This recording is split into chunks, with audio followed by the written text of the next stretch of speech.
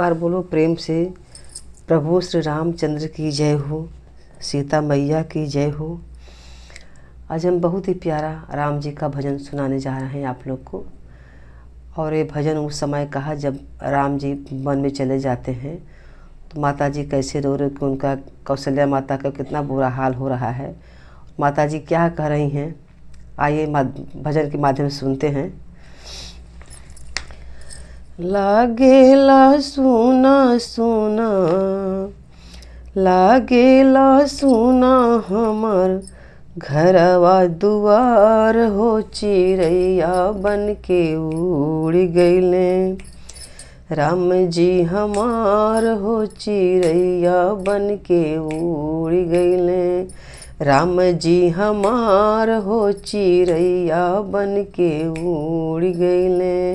लागेला सुना सुना, लागेला सुना हमर घरवा दुआर हो, चिड़ैया बन के उड़ गइले। रघुबर हमार हो, चिड़ैया बन के उड़ गइले। रघुबर हमार हो, चिड़ैया बन के उड़ गइले।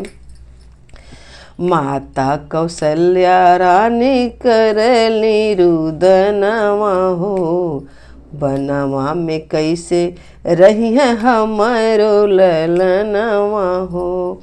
माता कौशल्या रानी करेली रुदनवा हो, बनवा में कैसे रही है हमारो ललनवा हो। रघुबर के बिना हमार, राघव के बिना हमार जियल बेकार हो, चिड़ैया बन के उड़ गइले। राम जी हमार हो, चिड़ैया बन के उड़ गइले। राम जी हमार हो, चिड़ैया बन के उड़ गइले। लागेला सुना सुना, लागेला सुना सुना घरवा दुआर हो, चिड़ैया बन के उड़ गइले। राम जी हमार हो, चिड़ैया बन के उड़ गइले। सिया सुकुमारी मोरी बाड़ी सुकुवारी हो, बनवा में कैसे रही है जनक दुलारी हो।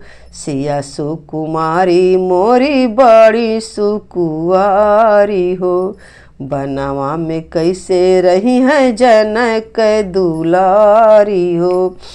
हे भगवान करी, हे भगवान करी तनिको विचार हो, चिड़ैया बन के उड़ गइले। राम जी हमार हो, चिड़ैया बन के उड़ गइले। रघुबर हमार हो, चिड़ैया बन के उड़ गइले। कहिया के बयर सधवली के कैया हो, राम के खातिर हमर बनली कसैया हो।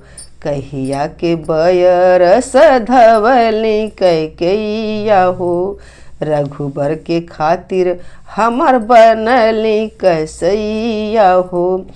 फाटेल छतिया अखिया, फाटेल छतिया अखिया बहे जलधार हो, चिड़ैया बन के उड़ गइले।